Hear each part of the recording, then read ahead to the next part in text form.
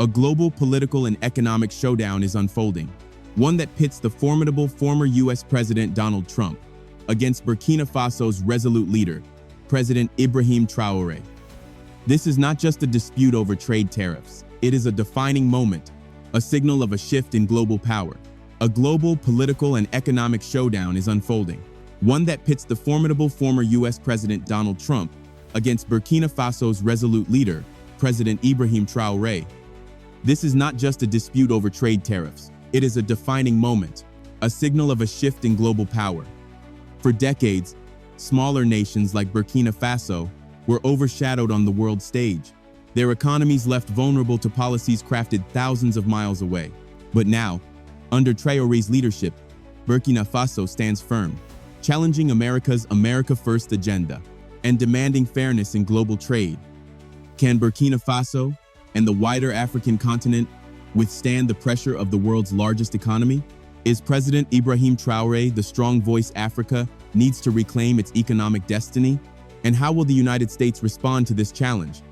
In early 2024, Donald Trump returned to the world stage, bringing back his nationalist economic doctrine, America First. At the center was an aggressive tariff policy, one designed to curb imports, protect jobs, and rebuild American industry. Heavy tariffs hit a wide range of imported goods, especially raw materials and farm products from developing nations. Burkina Faso, a West African nation still rebuilding from decades of colonial exploitation, found itself in the crosshairs. Exports like cotton, raw gold, shea butter, and food products faced severe restrictions. Suddenly, these goods became too costly, too unattractive for American buyers. The impact was immediate. Burkina Faso's export revenue collapsed. Government funds for roads, schools, and health slowed down. The country's fragile growth was strangled by a policy it did not create. Small farmers lost their contracts. Local industries, unable to adapt quickly, began to shut down. The ripple effects touched every corner of Burkinabe society. For the United States, this looked like a calculated step toward economic resurgence. But for countries like Burkina Faso, it felt like economic warfare, a punishment for daring to compete in a global market long dominated by the industrialized North. Yet, not everyone would accept this quietly. In the dusty corridors of Ouagadougou's government buildings, one voice grew louder, clearer, and more defiant. President Ibrahim Traoré was preparing to fight back, not only for Burkina Faso, but for the dignity of all developing nations. President Traoré did not flinch. While many in the global south accepted economic submission, he did the opposite. He launched one of the boldest counteroffensives any African leader has taken in modern history against U.S. trade dominance. His first move, go global. Traoré carried the battle straight to the highest international stages, the United Nations and the World Trade Organization. There, standing before delegates from across the world, he denounced the tariffs as modern colonialism, a tool used by the powerful against the emerging. His voice was calm, yet firm. His message was unmistakable. Africa will no longer accept economic enslavement, disguised as free trade. Next, he turned inward to defend the nation's lifelines. The Burkinabe government swiftly banned high-tariff U.S. imports, industrial machinery, processed foods, luxury consumer goods. But Traoré did not stop with retaliation. He used the moment to ignite a wave of local production. Ministries coordinated with farmers, engineers, and manufacturers. Together, they replaced imports with domestic alternatives. This was not just a trade war. It was a battle for economic sovereignty. Then came the masterstroke, the creation of the Sahel Economic Sovereignty Alliance (CESA), a regional trade bloc of African nations determined to resist Western pressure, led by Traoré. CESA quickly gained support from Mali, Niger, Chad, and Guinea. Their mission was clear: build an internal market strong enough to resist external control. For the first time in decades, these nations spoke with one voice on economics, on security, on self-determination. And beyond Africa, Traoré looked outward to alternative powers: China, India, Brazil, Russia. Through quiet diplomacy and rapid deal-making, Burkina Faso secured new trade agreements that bypassed Western tariffs. These alliances brought development loans, technology deals, and infrastructure projects without the usual strings attached. At home, these moves transformed Ibrahim Traoré from a national reformer into a regional revolutionary. But one question remained: how would the West, and Donald Trump, respond to this rising African resistance? Trump did not wait long. In a televised address from Mar-a-Lago, the former US president did what he always does. He hit hard and loud. He labeled Ibrahim Traoré a radical déstabilisateur. He warned that Burkina Faso was becoming a hub for anti-American aggression under the cover of economic nationalism. He accused Traore of endangering global markets, of undermining years of Western development aid in the Sahel. Trump's words echoed across US media. Commentators repeated his warnings. Headlines flashed on the screen. Burkina Faso threatens global trade stability. Is Africa turning against the West? Traoré's rebellion, a new axis of resistance. The framing was deliberate. Traoré was not painted as a reformer. He was painted as a disruptor. Behind the scenes, Washington moved quickly. Diplomats were sent across Africa, urging governments to step away from the Sahel bloc. Aid packages were reviewed, some delayed, some frozen. Intelligence briefings grew louder. Reports pointed to Burkina Faso's growing ties with China and Russia. They hinted at rising security risks. But the clearest signal came from American think tanks and trade lobbyists. Reports now called for tighter controls on African imports, for surveillance of anti-globalist governments, for new financial tools to contain what they called the Traoré Doctrine. Traoré's moves had struck a nerve. He was not just resisting a terror, he was challenging a global system built on Western dominance. And yet, for millions across Africa and the wider developing world, his stance was not reckless, it was righteous. Ibrahim Traoré had become something rare in modern geopolitics, a head of state, willing to risk isolation, to demand fairness. This clash between an aging empire and a rising rebellion was no longer just about economics. It had become a referendum on the future of global leadership. Inside Burkina Faso, President Ibrahim Traoré's bold stand against US tariffs did not provoke fear. It sparked transformation. His government's decisive turn towards self-reliance ignited a surge of civic pride not seen in decades. Across rural provinces and urban centers, people began to speak of real independence, not in words, but in action. Local farmers, once dependent on foreign buyers, now gained support from state-funded cooperatives. They processed and sold their goods at home, and within the Sahel Economic Sovereignty Alliance. Corn, millet, cotton, and shea butter, once undervalued by international markets, became tools of national resistance. Farmers were no longer just producers, they were patriots. Traoré's administration pushed domestic production. Tax breaks and subsidies went to entrepreneurs in farming, factories, and renewable energy. New training centers opened in Ouagadougou, Bobo Dioulasso, and Kaya. They taught export logistics, trade law, and value-added production.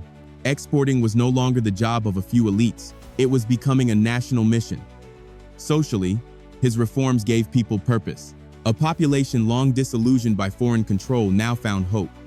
University students marched in support of Traoré. Labor unions, once skeptical, voiced approval as jobs appeared in factories and cooperatives. Even religious leaders, Muslim and Christian alike, issued joint statements. They endorsed the push for economic sovereignty. In sermons and prayer gatherings, one phrase echoed as both a blessing and a vow: Burkina Faso will rise. But with pride came pressure. Traoré knew the path he chose carried risks, from within and beyond. No revolution is without resistance. As Burkina Faso surged forward with his radical reforms, fault lines began to show, not only from outside powers, but from inside the nation's own establishment. Some high-ranking officials and former ministers tied to foreign trade and aid questioned his path. They warned of isolation, sanctions, and frozen credit lines. Opposition brewed quietly, in boardrooms, in back channels, among those who once profited from Western-aligned trade. Western embassies in Ouagadougou increased their presence. Closed-door meetings with opposition figures became more frequent. Government analysts suspected intelligence activity, efforts aimed at finding cracks inside Traoré's coalition. Meanwhile, foreign-funded NGOs began releasing critical reports. They spoke of authoritarianism and of economic nationalism gone too far. Their goal: reshape the story, weaken public support. At the same time, Traoré's government faced real internal risks. Inflation ticked upward as imports were disrupted. Factories struggled to meet demand. Black market traders, tied to smuggling networks, sought to exploit instability. But the greatest threat was not economic, it was psychological. Western media framed Burkina Faso as a rogue state. That story sowed doubt among some elites and business owners. For Traore, the fight for sovereignty was not only in factories or parliaments, it was in the minds of his people. And yet, his approval soared. His speeches drew huge crowds. His call for dignity over dependency struck deep. It resonated with the poor and with the young generation of Burkinabe, raised in poverty and foreign control. Ibrahim Traoré was reshaping what it meant to lead in the global south. But this resilience was about to be tested by greater forces beyond Africa's borders. In Washington, the lights of the Oval Office burned late. President Donald Trump, in his second term, under the slogan "Keep America First," was not backing down, not from a challenge by a small African nation. But this time, something was different. When Ibrahim Traoré stood at the United Nations General Assembly, he named U.S. tariff policies directly. Inside the White House and the Pentagon, officials saw it not as theater, but as the spark of a new wave of resistance from the global south. For Trump, that was unacceptable. The U.S. Treasury moved quickly. Burkina Faso was placed on an economic watch list for disruptive trade practices. The Office of the U.S. Trade Representative announced new measures under review, sanctions that could freeze assets of Burkinabe officials, suspensions of technology transfers, cuts to logistics support, and a halt to financial aid. A $120 million assistance package from USAID was suspended without end. Trump, never one to waste a political moment, turned the crisis into a rallying point. At a campaign-style event in Iowa, he labeled Ibrahim Traoré a radical agitator dragging Africa into chaos. He warned, "The United States will not sit idly by while rogue states undermine the global trade order we built." Fox News and other right-leaning outlets pushed stories painting Burkina Faso as reckless, a regime threatening American jobs and global stability. Traoré was portrayed as a dangerous populist, a man who must be neutralized. On the military front, the Pentagon expanded drone surveillance over the Sahel under AFRICOM. Officially, it was to monitor terrorists. Unofficially, they were watching Traoré. Any signs of weapons, Russian mercenaries, or Chinese projects were flagged.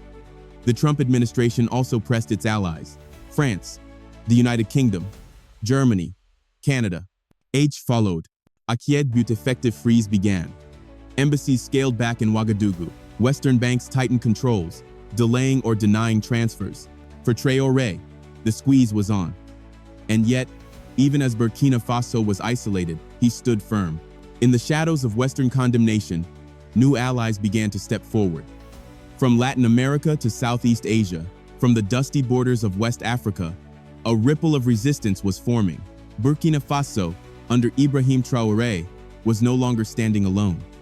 In South America, Brazilian President Ricardo Monteiro, known for his nationalist rhetoric, declared support. "We know what it's like to be punished for wanting sovereignty," he said in Brasilia. Trade delegations soon arrived in Ouagadougou. Talks opened on farming and energy cooperation. In Asia, India deepened ties. They offered technology support for Burkina's agriculture and digital finance. In China, state media began calling Traoré a symbol of new African dignity. His defiance of U.S. tariffs was framed as part of a wider decolonial movement. And in Russia, state-owned energy giants signed long-term deals with Burkina Faso, mining projects, infrastructure support, all bypassing U.S.-controlled financial systems. Russian military advisors had quietly begun arriving, assisting with border defense, and even strengthening the fragile cybersecurity networks of Burkina Faso. At first, it seemed like just another small maneuver in the endless chess game of geopolitics. But then, something far greater erupted. The shock came when the African Union convened an emergency summit in Addis Ababa. For the first time in decades, the entire continent spoke with one voice, not fragmented, not divided, but united in outrage. The summit issued a bold condemnation denouncing unilateral economic aggression and declaring that no African nation should be forced to bend under financial blackmail. And then, in a stunning move, it endorsed the creation of a Pan-African Economic Defense Fund, a shield, a lifeline, designed to protect nations against the hidden weapons of sanctions, tariffs, and external manipulation. Even across Europe, the impact was immediate. Cracks appeared in the usual narrative. Youth-led climate activists, decolonial groups in Paris, Brussels, and Antwerp filled the streets. They marched, not just for the environment, but in solidarity with Burkina Faso. Placards were raised, voices chanted, and hashtags began spreading like wildfire across digital networks. Stand with Burkina, Traore is right, Africa will rise. Riding this momentum, President Ibrahim Traoré summoned a special session of the Sahel Economic Sovereignty Alliance (CESA). What followed was unprecedented. 10 nations signed onto a new pact. They pledged to cut their dependency on the dollar. They committed to expanding intra-African trade. They mapped out a strategy to accelerate industrialization. And most revolutionary of all, they unveiled plans for a digital currency, AFRICAWINS, designed to bypass SWIFT, bypass IMF-controlled credit systems, and carve out a new financial future. What began as a local reaction to US tariffs had snowballed into a continental movement, a coordinated challenge to the entire global economic order, a turning of the tide in the century-long struggle over who truly controls development. For the first time in living memory, an African president had not only said no to Washington, he had ignited a spark. He had inspired nations across Africa and beyond to rethink their entire relationship with the West. The old tools of dominance were failing. Sanctions, pressure, isolation. They no longer carried the same bite. In this new age of multipolar defiance, the battlefield was not just military. It was ideological. It was moral. It was generational. Burkina Faso, a landlocked country in the heart of the Sahel, with no vast oil fields and no nuclear arsenal, had suddenly become a symbol of defiance, not through weapons, not through riches, but through something far more dangerous to the old powers, an unyielding will. Donald Trump had believed his tariffs would bend weaker nations into submission. He thought they would serve as reminders of who held the power, but he had not anticipated the rise of a young leader, a leader who could not be bought, who could not be threatened, who refused dependency at any cost. That leader was President Ibrahim Traoré. Traoré did not merely react to injustice. He built a vision, he built a clear strategy. He called for unity. He leveraged modern technology to connect African voices. He launched a relentless global media campaign. And most importantly, he ignited a spirit of self-reliance that had long been dormant. He forced the world to confront uncomfortable questions. Why must smaller nations endure an economic model imposed by the few? Why should prosperity be dictated by Washington, Paris, or Brussels? And what happens when these nations finally push back? What we are witnessing is rare in human history, a genuine power shift, not waged with tanks or bombs, but with courage, determination, and vision. Burkina Faso has chosen the hardest of all paths, a path filled with uncertainty, resistance, and obstacles. Yet, it is precisely this path that has become a beacon of hope. It inspires millions across the globe, from Lagos to Lima, from Jakarta to Johannesburg, from Nairobi to New Delhi. Ordinary people are beginning to ask, if Burkina Faso can stand up, why not us? If you believe the world is ready for a new order, an order where small countries matter, where fairness is not a luxury but a right, then share this story. Let the world hear what is happening. Let Burkina Faso's voice echo far beyond the Sahel.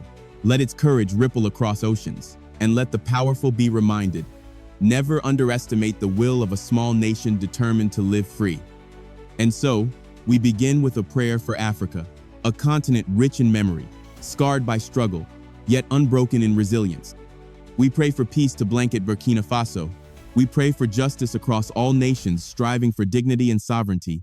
May the people find strength in hardship, courage in adversity, and hope that never fades.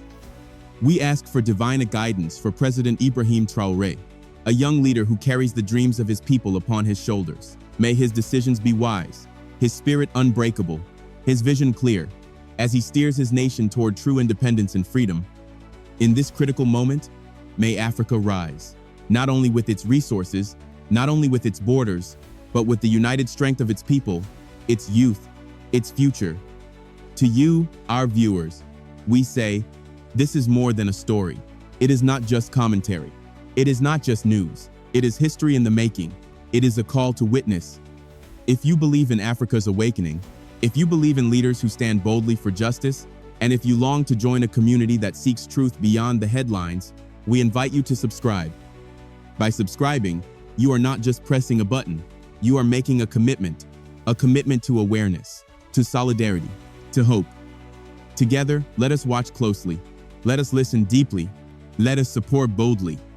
Because when Africa rises, the world will change forever.